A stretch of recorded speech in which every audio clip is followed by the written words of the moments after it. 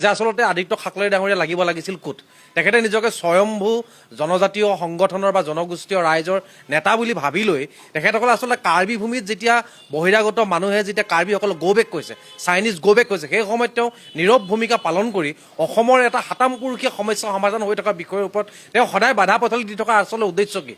তেখেতে আসলে কি হ'ব বিচাৰিছে বা কি কৰিব বিচাৰিছে আসলে এই গোটেই প্ৰক্ৰিয়াটো আমি ছয় জনগোষ্ঠীয় ৰাইজে খুব সূক্ষ্মভাৱে নিৰীক্ষণ কৰি আছো আৰু আদিত্য খাকলৈ ডাঙৰীয়াৰ ৰাজনৈতিক পৃষ্ঠপোষকতাত আসলতে অসমৰ ভূমিত ভাই ভাইৰ মাজত সংঘাতৰ সৃষ্টি কৰি শাসকীয় পক্ষক যিদৰে লাভান্বিত কৰিবৰ কাৰণে এক উদ্দেশ্য প্ৰণোদিত ষড়যন্ত্ৰ কৰিছে তাক আমি ধিক্কাৰ প্ৰদান কৰিছো আৰু সকিয়নি প্ৰদান কৰিছো যাতে আগন্তুক সময়ছোৱাত যাতে অসমৰ ভূমিপুত্ৰ মানুহৰ যিকোনো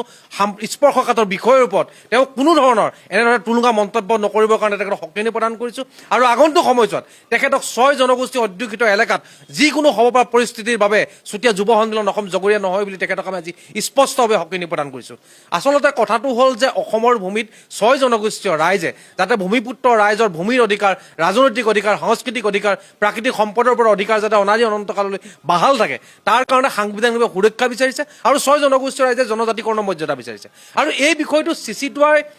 তেওঁলোকৰ যি অধিকাৰ উপভোগ কৰি আছে সেই অধিকাৰ সৰ্ব কৰিব বিচৰা নাই এওঁলোকে বিচাৰিছে সংবিধানৰ পৰা সাংবিধানিক স্বীকৃতি গতিকে এনে প্ৰেক্ষাপটত চিচিটোৱাৰ সম্পাদক প্ৰধান আদিত্য খাকলৈ ডাঙৰীয়াই এনেধৰণৰ তুলুঙা মন্তব্য কৰি অসমৰ ভূমিত যি এক জটিল পৰিৱেশৰ সৃষ্টি কৰিব বিচাৰিছে তাৰ কাৰণে কিন্তু আদিত্য খাকলৈ ডাঙৰীয়া আগন্তুক সময়ছোৱাত জবাবদিহি হ'ব লাগিব আৰু ছয় জনগোষ্ঠী অধ্যুষিত ৰাজ্য সমষ্টিবিলাকত তেখেতক প্ৰৱেশ নিষিদ্ধ কৰিবৰ কাৰণে আমি আমাৰ কৰ্মীসকলক কিন্তু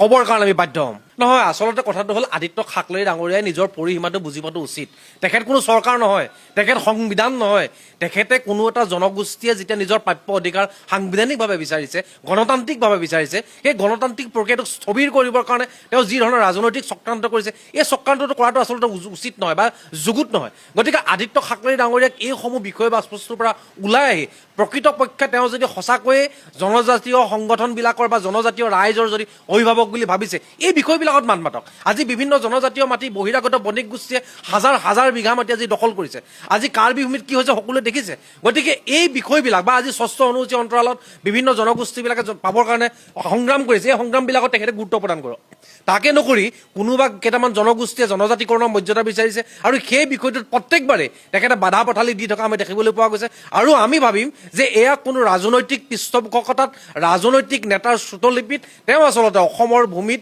আমাৰ ভাই ভাইৰ মাজত ভাগ বতৰা কৰি এক ৰাজনৈতিক অভিসন্ধি কৰিবৰ কাৰণে এটা চেষ্টা চলাইছে গতিকে আদিত্য খাকলৈ ডাঙৰীয়াদেৱৰ এই যি চক্ৰান্ত এই চক্ৰান্ত কেতিয়াও মানি লোৱা নহ'ব তেখেতক আমি স্পষ্টবাৰ শেষবাৰৰ কাৰণে সকিয়নি প্ৰদান কৰিছোঁ যে আগন্তুক সময়ছোৱাত এনেধৰণৰ যি ষড়যন্ত্ৰমূলক যি উদ্দেশ্য এই উদ্দেশ্যৰ পৰা তেখেতক আঁতৰি থাকিবৰ কাৰণে আমি সকিয়নি প্ৰদান কৰিছোঁ চৰকাৰৰ প্ৰতি আমাৰ এটা আহ্বান থাকিব যে যিখন প্ৰতিবেদন দিছে প্ৰতিবেদনখনৰ ওপৰত আচলতে আমাৰো কিছুমান আশা আছে আৰু চৰকাৰৰ লগত মাননীয় মন্ত্ৰী ৰণোজ পেগু ডাঙৰীয়াদেৱক আমি ইতিমধ্যে স্মাৰক পত্ৰ প্ৰদান কৰিছোঁ আৰু তেখেতৰ লগত মন্ত্ৰী গোট আৰু মুখ্যমন্ত্ৰী ডাঙৰীয়াৰ লগত আমি এখন আলোচনাও বিচাৰিছোঁ যে মন্ত্ৰী গোটৰ প্ৰতিবেদনখন আচলতে চুতীয়াকৈ প্ৰমুখ কৰি ছয় জনগোষ্ঠীয় ৰাইজৰ যিমানবিলাক সপোন বাস্তৱায়িত প্ৰতিফলিত হ'ব বুলি আমি ভাবিছিলোঁ এই গোটেইবিলাক সপোনৰ মাজত কিছুমান আশা আমি দেখিবলৈ পাইছোঁ গতিকে এই আশাবিলাক দূৰীকৰণৰ কাৰণে আমি এখন আলোচনা বিচাৰিছোঁ আৰু আমি ভাবোঁ যে অতি সোনকালে মুখ্যমন্ত্ৰী মহোদয় আলোচনাত বহিব আৰু মুখ্যমন্ত্ৰী মহোদয়ক আমাৰ এটা সকিয়নি আমি জনাব সকিয়নি নহয় আচলতে তেখেতক এটা আহ্বান জনাব বিচাৰিছোঁ যে চিচিটোৱে আচলতে অসমৰ শান্তি সম্প্ৰীতি বিঘ্নিত কৰিবৰ কাৰণে যি ধৰণৰ প্ৰচেষ্টা হাতত লৈছে তেওঁৰ ওপৰত এটা আইনগত ব্যৱস্থা গ্ৰহণ কৰিব লাগে যাতে অসমৰ ভূমিত ভৱিষ্যতলৈ কোনো ধৰণৰ যাতে অসূয়া অপ্ৰীতি বা অশান্তিকৰ পৰিৱেশৰ সৃষ্টি নহয় ধন্যবাদ